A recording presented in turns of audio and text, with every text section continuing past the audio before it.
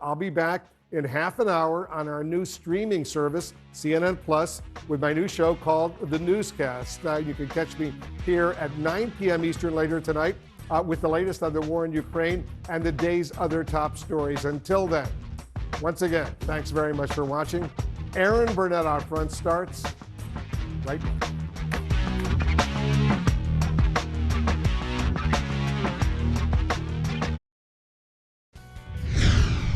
Out front next, breaking news. Zelensky tonight speaking for the first time about the attack inside Russia, as we're learning about the dire situation on the ground in Ukraine from a captain leading the fight.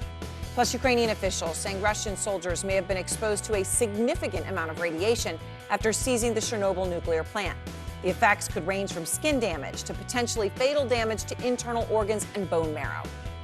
And he once worked for Putin. Now he's saying there are more officials in the Russian government who don't like what Putin is doing. He's my guest. Let's go out front.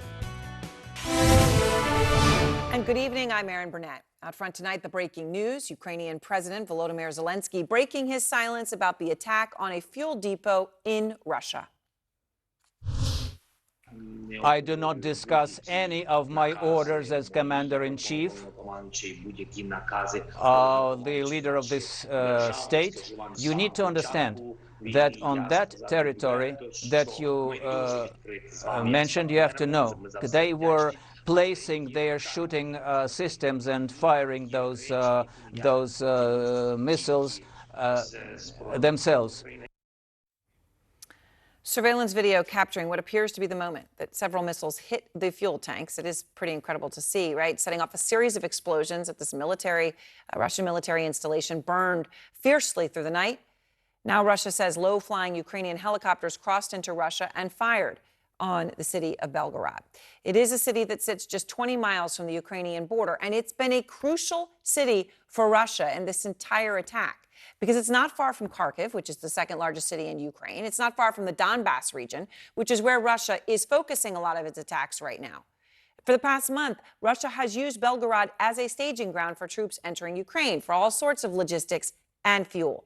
Our Fred Pleitgen was there just after the invasion started. Do you remember? He was actually there that night. Was talking to him when they put the airspace ban in and all of those tanks were moving. He witnessed them moving in. He witnessed the missiles being fired. He's going to join me live in a moment with more on how crucial Belgorod is. And tonight, when asked about the strike, the White House would not say whether the U.S. would discourage Ukraine from future attacks on Russian soil. Given we have not confirmed or commented specifically on the reports from here, and neither has Ukraine, I'm not going to get into a future hypothetical. The strike comes as Russia is intensifying its air assault across Ukraine. And meanwhile, in Mariupol, a crucial port city that connects Donbass to Russian-controlled Crimea, a captain leading the fight spoke to us. Now, I want to note that he is part of an ultra-nationalist far-right battalion that Zelensky made clear tonight is part of the Ukrainian military. The captain telling me that the city was once home to nearly 500,000 people, and it is now filled with complete destruction and death. There are mountains of corpses on the streets, men, women, children, and no one who can bury them. We also see Russian Nazis who are continuously, chaotically firing on the civilians, on the city and the defenders. The city is collapsing, the city is on fire. It's terrible to see it like this, because this is our home. Mountains of corpses. Well, the captain also tells us that according to witnesses, rescue crews recovered 400 bodies, including children from the Mariupol theater. That was, the building being used as a shelter with children marked on each side. We'd heard of a death toll about 300. He is saying it is 400, and they still don't know the full number. We're live across Ukraine tonight. I do want to start, though, as I said, with Fred Pleitgen. He's out front in Kyiv. And, Fred, that night, I was in Lviv, you were in Belgorod, and you were watching those tanks. You were seeing it happen on the night this war began. You know how crucial Belgorod is to Russia, to its supply, to its logistics, to this entire war. Tell us what is unfolding there tonight. Hi there, Erin. Well, you're absolutely right. First of all, Belgorod is absolutely crucial, especially to Russia's campaign there in Kharkiv, because as we saw on that map, it is right across the border. And I think it's really difficult to ever overstate just how much military equipment the Russians have there in Belgorod, not just the bases that are usually there, because it is very much a military city, but all the other equipment that they put together there. And so therefore, it wouldn't come as a surprise that the Ukrainians might try to attack the area, but at the same time, certainly, it is an extremely difficult feat to try to attack a target that's so far away from the Ukrainian border with helicopters. If indeed the Ukrainians manage to pull it off, it would be an amazing counterattack and really one that would have taken a lot of courage from those pilots flying. Let's have a look. It could be a brazen and bold counterattack by the Ukrainians. This social media video seeming to show 2 attack helicopters penetrating Russian territory and firing at an oil depot, setting the facility ablaze. The Russian military publicly acknowledging the incident. On April 1st, at around 5 a.m. Moscow time, 2 Ukrainian Mi-24 helicopters entered the airspace of the Russian Federation at extremely low altitude, the spokesman says. Ukrainian helicopters launched a missile attack on a civilian oil storage facility located on the outskirts of Belgorod. As a result of the missile hit, individual tanks were damaged and caught fire. Video from the aftermath shows the facility engulfed in massive flames, with firefighters struggling to put out the blaze. Belgorod is a highly militarized city right across the border from Kharkiv in Ukraine. It was from here that Russian forces crossed the border and attacked Kharkiv, moving large amounts of tanks, armored vehicles, and trucks towards Ukrainian territory. But the Russians also have massive military support facilities in this area. The Ukrainians so far have not acknowledged they've hit the depot. I can neither confirm nor reject the claim that Ukraine was involved in this, simply because I do not possess all the military information. The strike comes as Russian forces have been suffering setbacks in their invasion of Ukraine, withdrawing some forces from the area around the capital Kiev after failing to storm the city. The Russians now saying they want to focus their offensive on the east of the country, which includes Kharkiv, where authorities report a major uptick in shelling in recent days.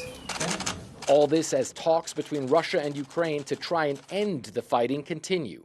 But Moscow now saying Vladimir Putin has been briefed on the chopper attack and it could have a negative impact on the talks. Of course, this is not something that can be perceived as creating comfortable conditions for continuing negotiations, the Kremlin spokesman said. The strike on the oil facility will probably do little to hold up Russia's invasion of Ukraine, but if the Ukrainians are behind it, it would show they are not afraid to strike back at the country that is attacking them. And so, Aaron, just to make clear to our viewers what these helicopter pilots would have had to do to fly towards that oil facility is that they would have to obviously fly away from Ukrainian positions, over Russian positions inside Ukraine, the Russian positions at the border on the Russian territory, all the air defense systems around Belgorod, and then to reach that city and get back. Again, an extremely difficult task, especially for helicopters that, don't really fly that fast. But again, the Russians say that the Ukrainians did it. So far, we haven't really heard from the Ukrainians. It certainly would be a massive gut punch to the Russians if the Ukrainians managed to pull this off. Oh, all right, Fred, thank you very much.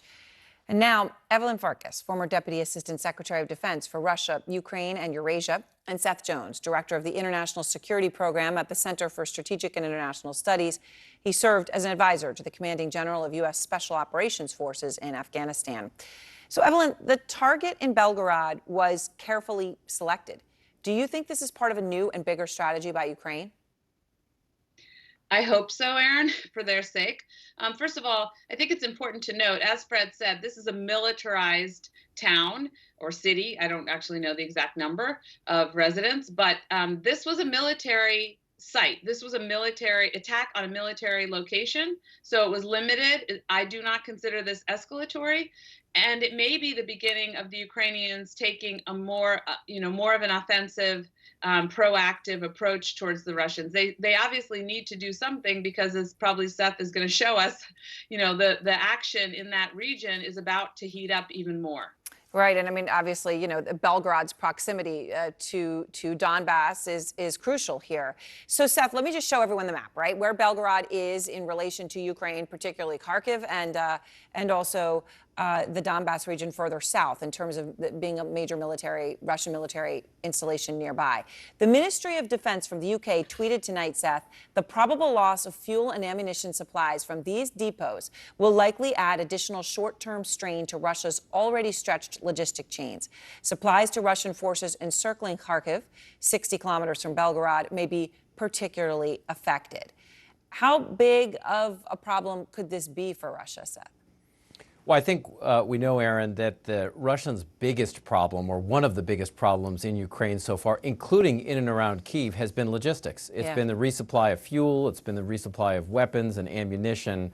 And so what they've had to do is put some of those depots just across the border in Russia, where they can get them there, frankly, by rail, which is where they've been, and in some cases by trucks. So what the Ukrainians are now doing is if this is what indeed they did, is hitting those logistic weaknesses that the Russians have already suffered in the country. And I think what this shows is that this is a pretty savvy move, if the Ukrainians did this, to go after one of the most significant vulnerabilities we've seen with the Russian military so far. So, Evelyn, I want to play more of that exclusive message we had tonight from the Ukrainian commander of Mariupol. You know, he talks about it. This is that, you know, you got to look at it as a must-hold city for Ukraine and a must-win city for Russia when it comes to connecting the Donbass and Crimea. He describes it as mountains of corpses. He says there are active street fights, street by street, quote, going hard. And he says the death toll is going to shock the world. Here he is. The figures will shock the world. In a city with more than 500,000 people, which was and is under unstopping air bombs falling, artillery shelling, grid system working, where 19% of the buildings are destroyed, we cannot hope for a miracle.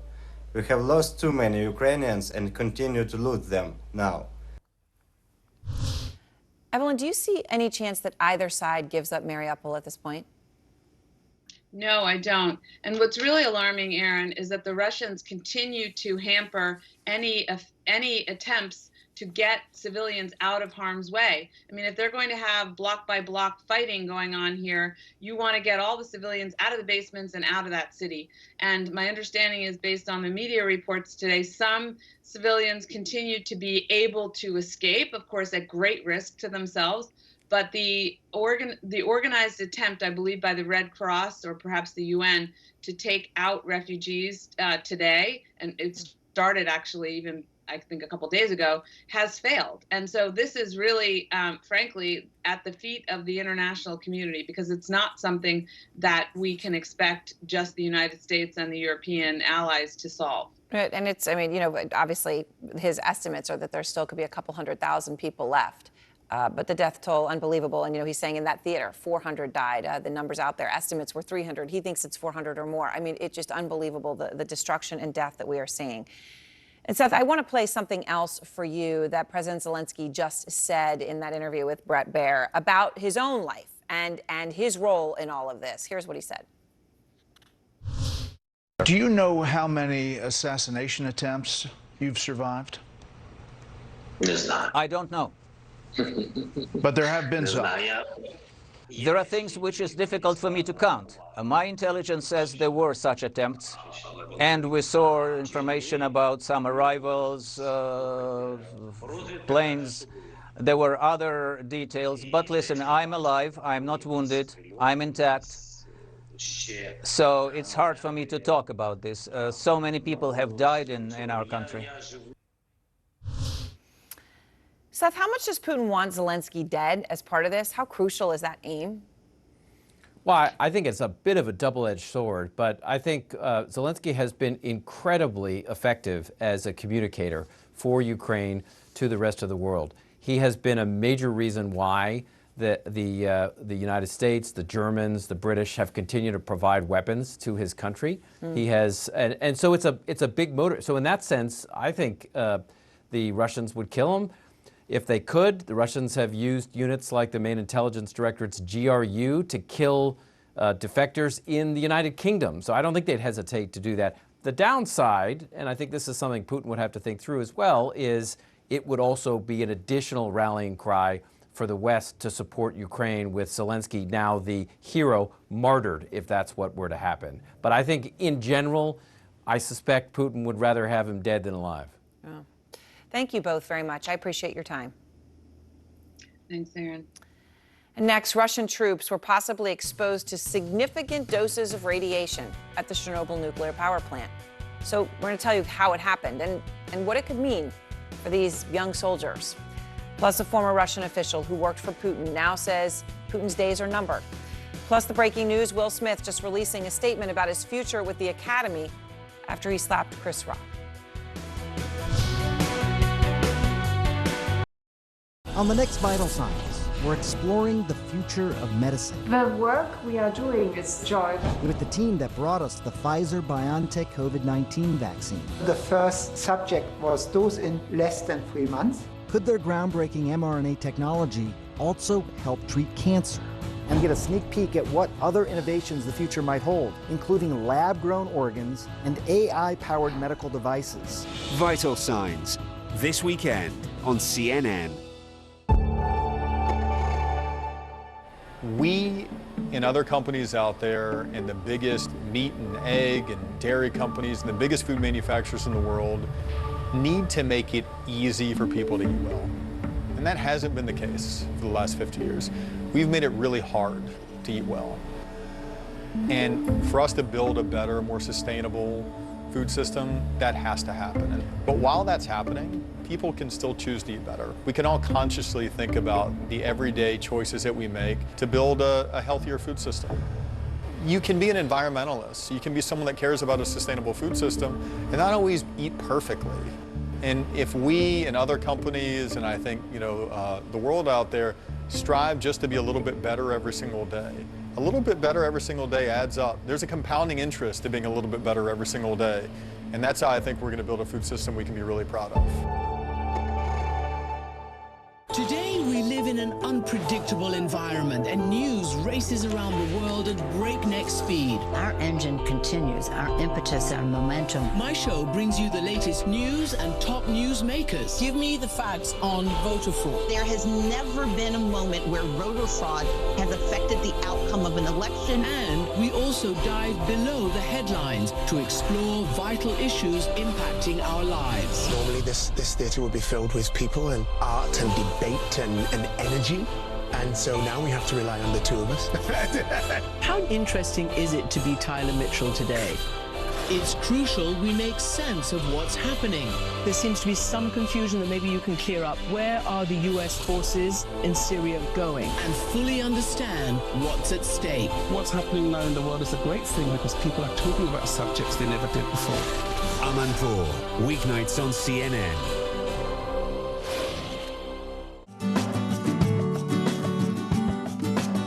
There's Indian chai tea, Japanese green tea, and of course, English black tea. But is any of it good for you? It can be if you brew it at home and stay away from those pre-sweetened, canned, and bottled teas. Now, black, green, and white tea, they all come from the same plants, the Camellia sinensis. Herbal teas like chamomile or mint tea do not come from this plant, so they don't have the same health benefits. The polyphenols contained in black, white, and green tea have anti-inflammatory and antioxidant properties, and they're linked to the prevention of heart disease, diabetes, and maybe even cancer. Drinking tea is generally very safe, but some people may be sensitive to the caffeine.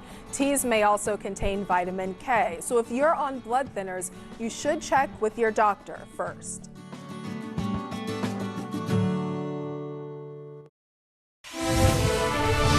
Tonight, Russian troops who occupied a nuclear power plant in Chernobyl may have been exposed to significant doses of radiation. This is according to Ukraine's state energy company. And the International Atomic Energy Agency also says tonight that when Russian troops first occupied the site, movement on the ground released radiation. Now, radiation exposure at high doses can cause horrific damage to internal organs and bone marrow, according to the CDC and the Mayo Clinic. It can be absolutely horrific in terms of death. David McKenzie is out front. And David, what else do we know about this? Well, Erin, we're putting the pieces together on this story, and it could be very disturbing. You remember those disturbing images of tanks heading into Chernobyl in the early start of this conflict, and you had the Russians taking over Chernobyl, effectively having those workers hostage. Now, more details are coming in. Apparently, according to that agency you described, these Russian soldiers were digging in, putting fortifications and trenches right in what is known as the Red Forest. Now, this is inside the exclusion zone, that area around Chernobyl after the worst nuclear accident of its kind in history, which saw some of the worst fallout from those reactors. And if they were in that area and digging trenches, experts believe they could have really been exposed to high levels of radiation. That agency saying the last 24 hours or so that Russian soldiers were panicked. They have been leaving over the last 24 hours, and that area is now under Ukrainian control, we believe. But unclear just how sick, if at all, those soldiers, those young soldiers are. You remember also that the Russians have come under great criticism on the actions around nuclear reactors using heavy artillery around Zaporizhzhia. They are still in control of that nuclear site. The head of the Atomic Energy Agency today telling CNN that there might have been some rise in radiation levels because of the heavy armor in that area of Chernobyl. He says that might have come down, and they're urgently seeking answers from the Russians of whether there is any kind of sickness from those soldiers in the aftermath of them departing Chernobyl. He also says he's looking to head to that zone as soon as possible to investigate. Erin? All right, David, thank you very much. It is incredibly disturbing. I want to go now to James Clapper, the former director of national intelligence under President Obama, a retired lieutenant general in the U.S. Air Force. And, General, this has been something from, I remember talking to you from Ukraine when they first came to Chernobyl, and you had such serious concerns about it.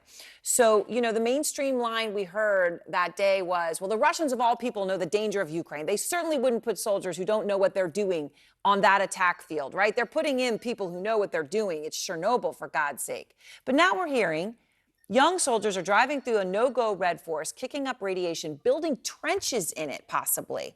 What's your reaction when you hear this, General? Well, Erin, first, just incredible recklessness or incompetence or stupidity or all of the above on the part of the Russians, that they could be so cavalier about a sensitive area like Chernobyl to allow their troops to dig trenches. It's just ridiculous. Words fail me. And the other thing this shows, though, is how vulnerable these places are, notably Chernobyl, where the shield, such as it is, the earth is pretty thin. So I've been concerned about this from the outset for all 15 of the Russian or the Ukrainian nuclear reactors. Yeah. And if something, an attack, errant bomb, errant missile, we could have a real disaster on our hands. And, you know, it's also amazing to me, General, that Russia sent these young kids into nuclear power zones without proper training or education.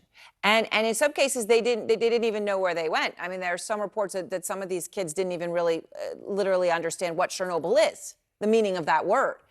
I mean, what do you think this could mean for Russian troop morale if some of these soldiers are indeed very sick, as some reports indicate they are, when we already have clearly so many issues within the Russian military on morale?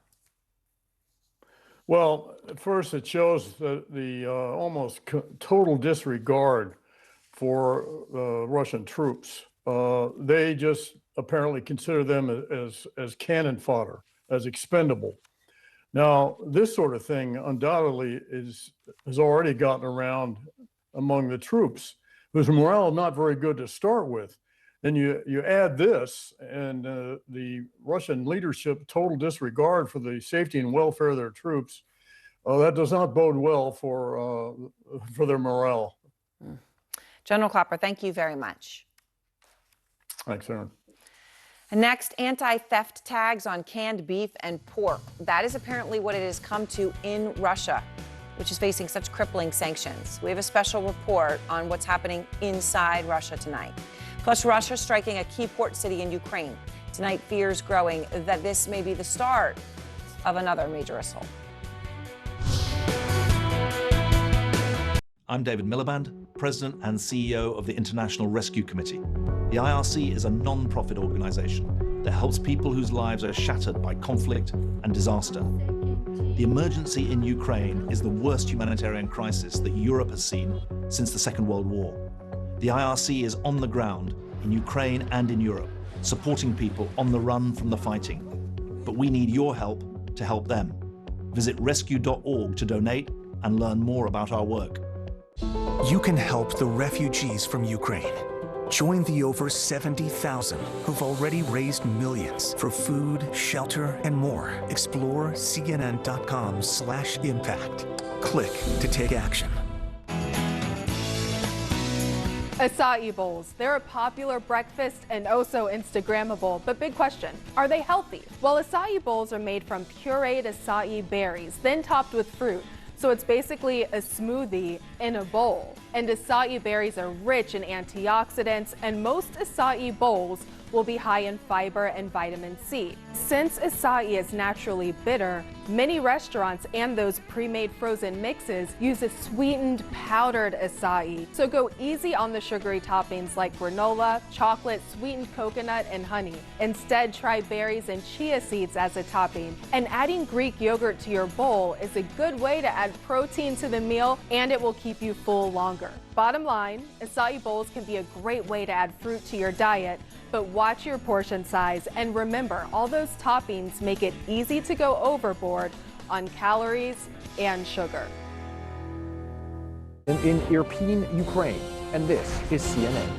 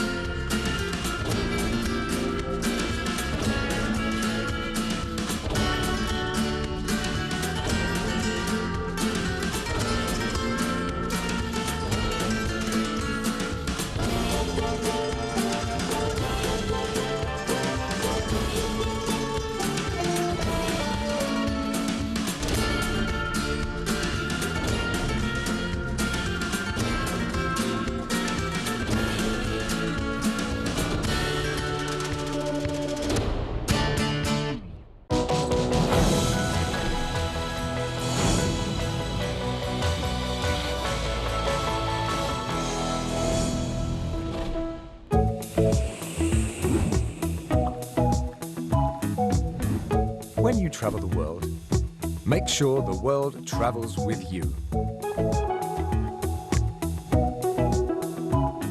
Check in, log on, and get connected with all of the latest developments at your fingertips.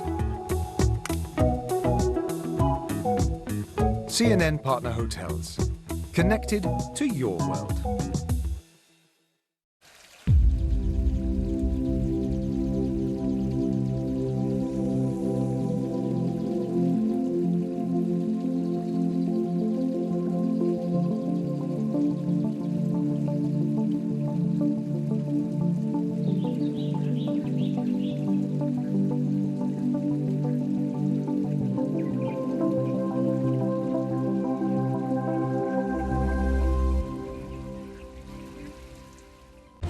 I'm Paulo Sandoval in Bogota, Colombia, and this is CNN.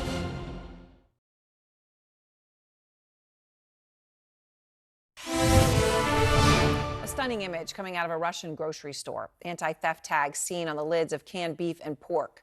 And we can't independently verify exactly when and where the photos were taken, but they seem to be yet another example of how the West's sanctions are impacting ordinary Russians. And it comes as the Biden administration says Russia's economy is plunging into recession and getting crushed by crippling inflation. Matthew Chance is out front. In Russia, they're calling it the sugar panic. As Western sanctions on the country bite, ordinary people have been snapping up essentials, here jostling with each other in the Russian city of Saratov to buy sugar off the back of a truck. God bless you, the voice says, as a supermarket worker pushes a trolley of sugar towards anxious shoppers. They scramble to grab as much as they can before supplies run out. Pleas from Russian officials for the public not to panic buy are going unheard. And now a prominent Russian economist tells CNN this economic pain is set to deepen. You know, we're seeing these shortages now, and that's bad enough for some people in Russia. But what you're saying is that soon we could see a much bigger, much more serious economic impact because of these sanctions. Yes, the shortages, it's a temporary, most of the shortages, it's a temporary problem.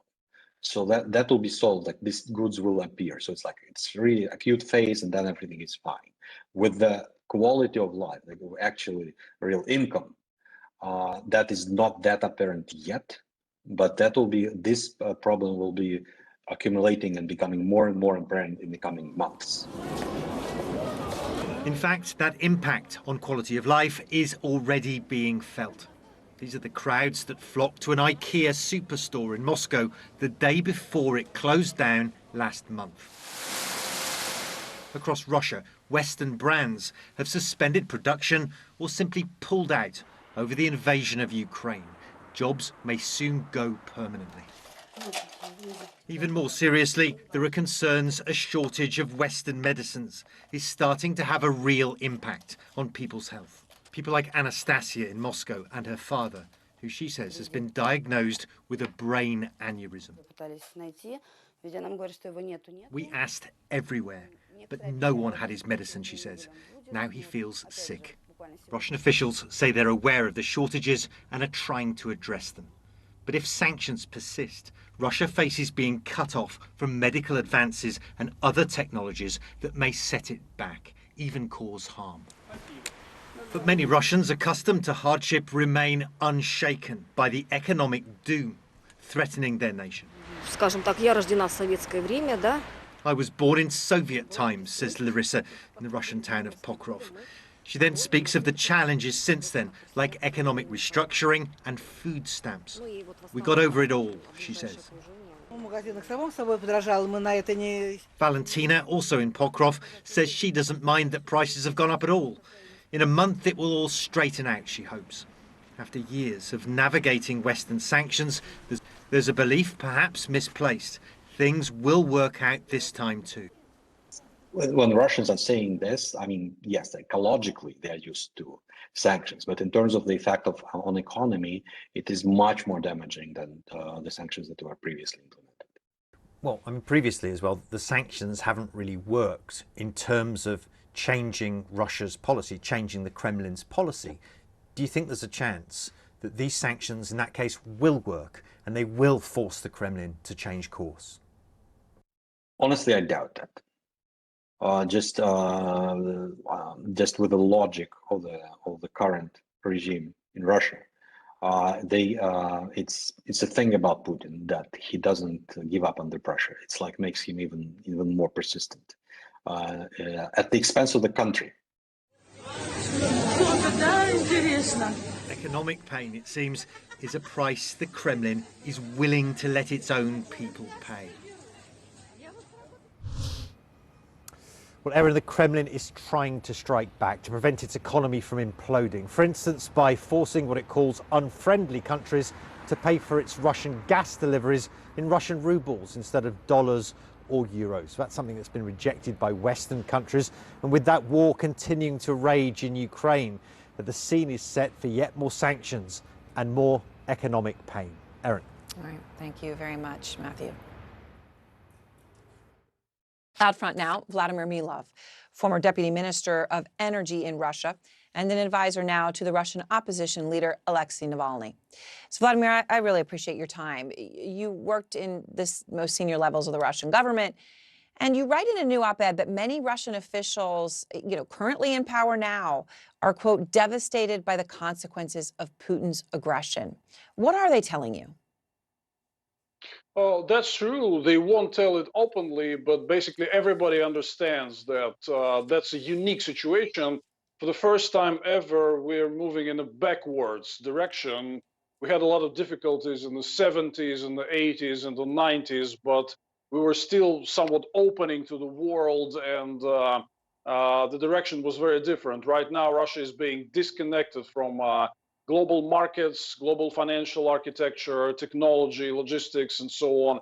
This is to the extent that never happened before, and these people in power, they fully realize that. So when I say devastated, I mean it.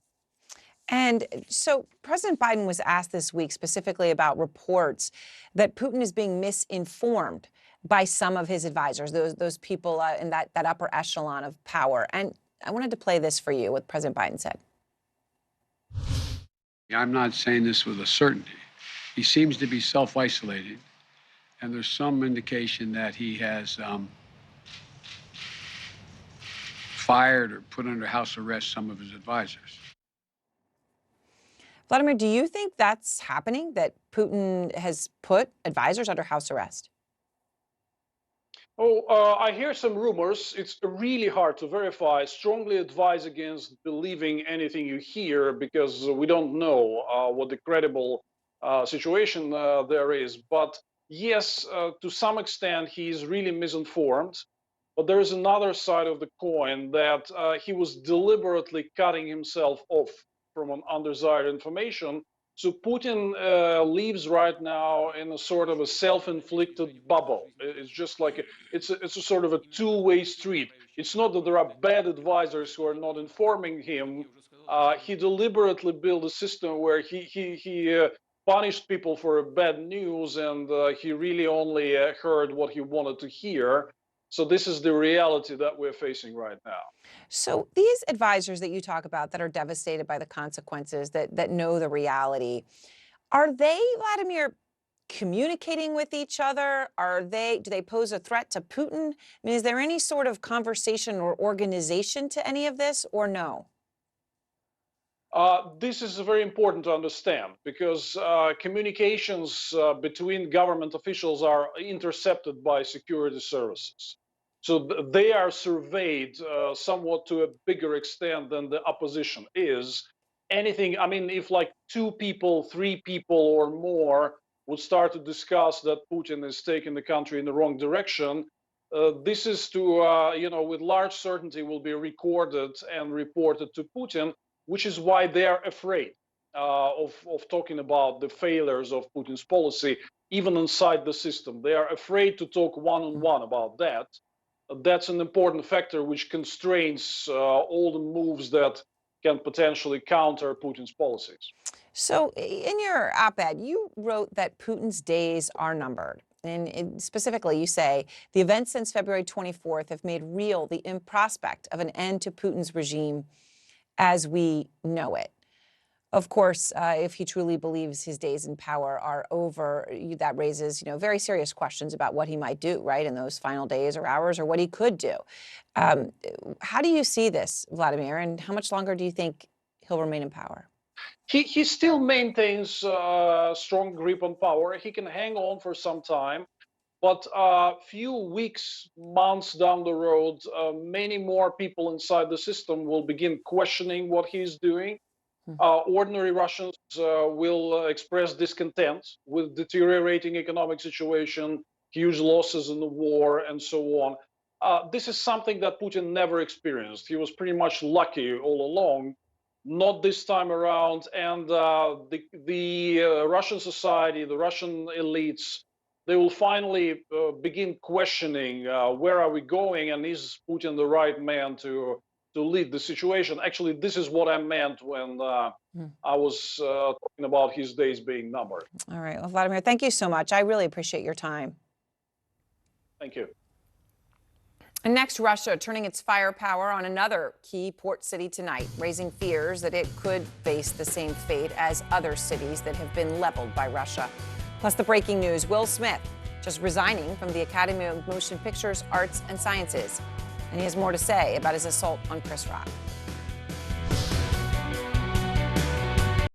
This is CNN. More people get their news from CNN than any other news source. Across Africa, businesses are working together like never before. All new on CNN, Connecting Africa. Join me and Lenny Tony Jokas as we crisscross the continent to show you how new connections are revolutionizing commerce in Africa. This month, connecting Africa through opportunity. Africans are opening the doors more to other Africans on the business-to-business level. Connecting Africa on CNN in association with Afreximbank.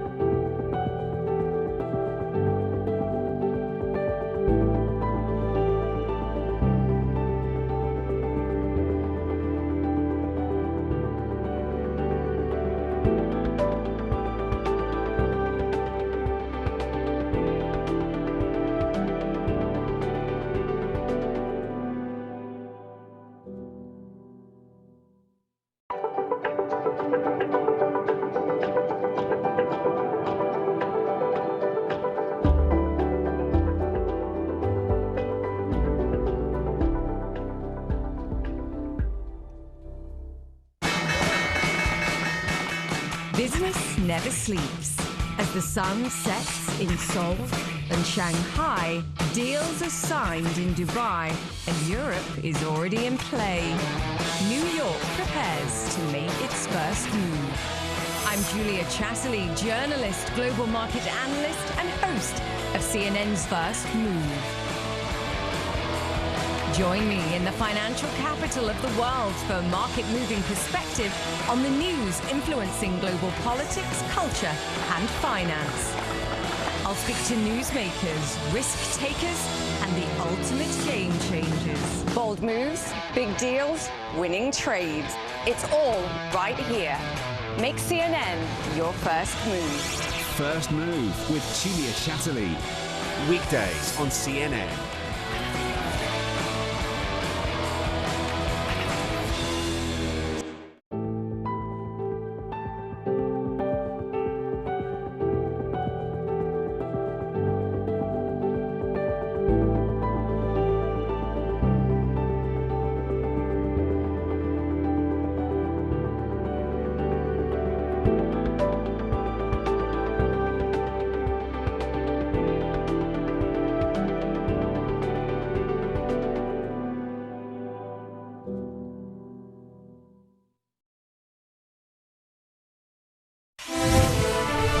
Russia tonight launching an assault near the key port city of Odessa. At least 3 missiles were launched from Crimea, heightening fears that this could be the beginning of a bigger assault on the Ukrainian south. Ed Lavandera is out front in Odessa tonight. The Kanishka market is where you come to trade gossip and rumors, dollars for Ukrainian cash, or hunt down underground rare books. It's also where a group of college friends come for coffee and a sense of peace. I want to ask you, with everything going on in Ukraine, everything here seems so normal. Now it's home and we can live a normal life. But that's for now. We don't know what's going to be tomorrow or in a week. It looks normal, but is it really normal? Inside, everyone is afraid. If something's going to happen in Odessa, of course, we'll protect our city. But right now, we can just sit and live normal life. As you navigate the streets of Odessa, you see the remaining residents trying to go about their daily lives. But a large part of the city's historic center is transformed into a fortified zone with anti-tank barricades, bracing for an amphibious attack by Russian troops from the Black Sea. It's a ghost town. The residents of Odessa would normally be preparing to hold what is known as the April Fool's Parade on this street in the heart of the city. It's a parade that started years ago in response to Soviet censorship. But now this area of Odessa is completely fortified, and this year there will be no parade. Instead, civilian volunteers and activists are mobilizing to support the war effort. So we're in a bomb shelter in Odessa, and this is where they're making bulletproof vests. We meet this man sealing the steel plates of homemade armored vests for frontline soldiers.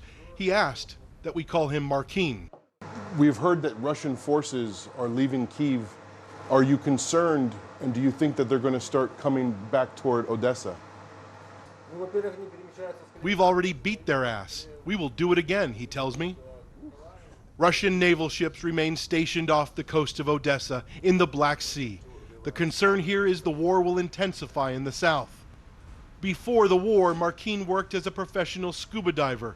He defiantly says he looks forward to exploring the underwater wreckage of those sunken Russian ships as a diver when the war is over.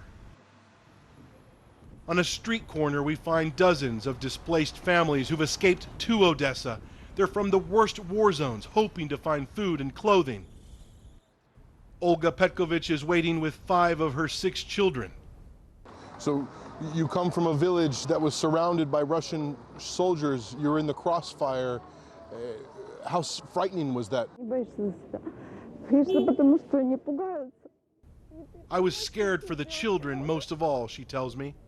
Olga says her family had to walk through a forest to escape shelling. Tears well up in her eyes as her husband tells us Russian soldiers broke into their homes, taking everything they could from the families in their village. When we came here, the volunteers told us to say what we need. But I'm ashamed. I've worked all my life and never asked anyone for anything. And now I have to ask. Her little girl wipes away her mother's tears.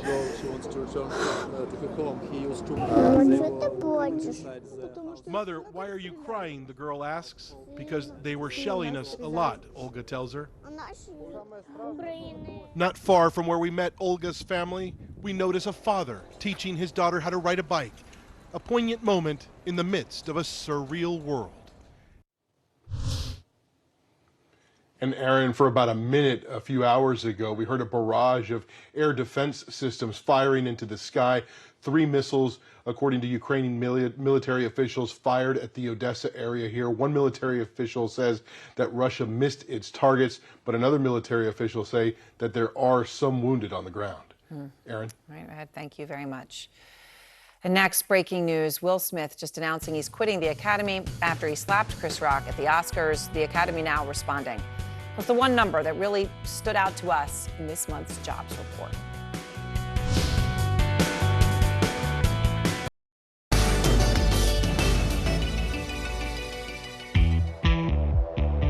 The IWC Big Pilot's Watch is a modern version of a navigation watch that was made in very, very small numbers during World War II. It was a kind of watch, what's called a Beobachtunguhr, an observation watch, and it was designed for navigation in the cockpit. So the modern Big Pilot's Watch was not a reissue, not an identical reissue to the original. It had a new mechanism, but it was sort of an expression of the connection between IWC and its history as a maker of aviation watches. It's a watch that really is all about legibility and precision in the air. As a navigation instrument, there's simply no room for error. And it remains today one of the icons of modern watch design and one of the watches that helped to really kickstart the big watch craze of the early 2000s. Today we live in an unpredictable environment and news races around the world at breakneck speed. Our engine continues, our impetus, our momentum. My show brings you the latest news and top news makers. Give me the facts on voter fraud. There has never been a moment where voter fraud has affected the outcome of an election. And we also dive below the headlines to explore vital issues impacting our lives. Normally this theatre would be filled with people and art and debate and energy. you. And so now we have to rely on the two of us. How interesting is it to be Tyler Mitchell today? It's crucial we make sense of what's happening. There seems to be some confusion that maybe you can clear up. Where are the US forces in Syria going? And fully understand what's at stake. What's happening now in the world is a great thing because people are talking about subjects they never did before. Amanpour, weeknights on CNN.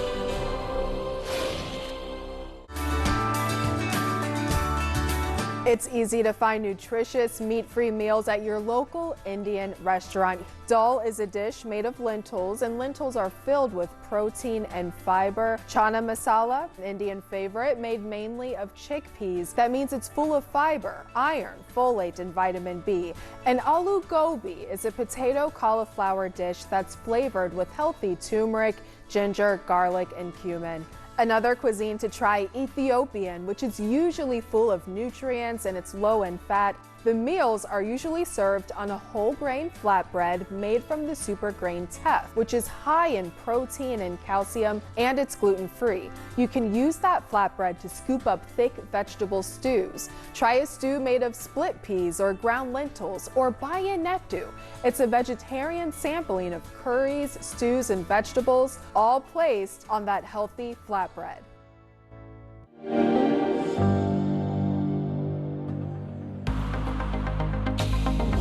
CES has been a wonderful partner to all global technology companies, and we're so thrilled to be here to showcase some of the exciting things we have coming in 2022.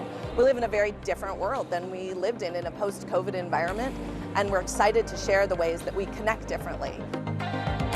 Looking at your SmartThings display with the 2022 television that has the SmartThings hub inside, our bespoke refrigerator. And here you can really see how we're bringing the connected home to help your life. We're on the cusp now of making what used to be the smart home just the de facto way that we all live and play. So first we had smart home. Then we started talking about connected home. What we're looking at here today is just home.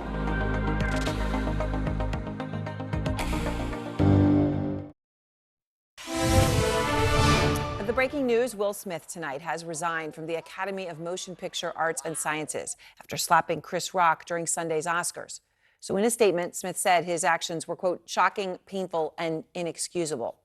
Chloe Melas joins me now, and I know you have been covering this and breaking so much as the story, this bizarre story has developed.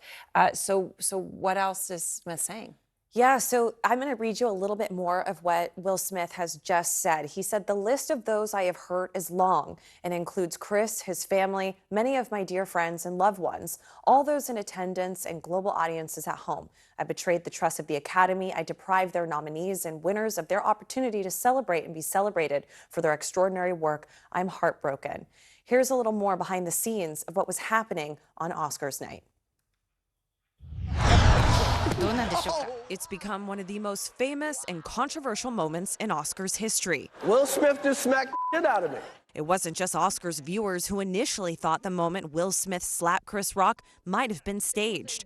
The man running the entire show, first-time Oscars producer Will Packer, says in a new interview with ABC's Good Morning America that he thought so too. I thought it was a bit. I thought it was a bit like everybody else. Once I saw Will yelling at the stage with such vitriol, my heart dropped. Packer says he rushed over to Rock as he exited the stage. I said, "Did he really hit you?" And he looked at me and he goes, "Yeah."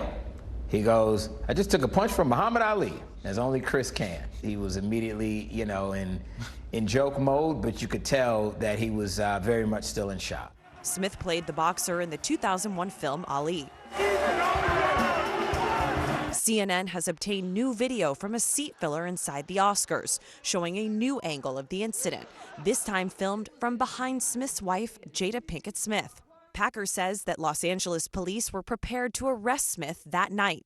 And they were saying, "This is battery. We will go get him. You can press charges. We can arrest him." As they were talking, Chris was, he was being very dismissive of those options. He was like, "No, I'm fine." The Academy of Motion Pictures Arts and Sciences released a statement earlier this week stating that they asked Smith to leave and he refused. A source telling CNN that Academy leaders had told Smith's publicists to deliver the message to the actor. Now Packer is saying Chris Rock did not want Smith removed from the show. They were about to physically remove Will Smith.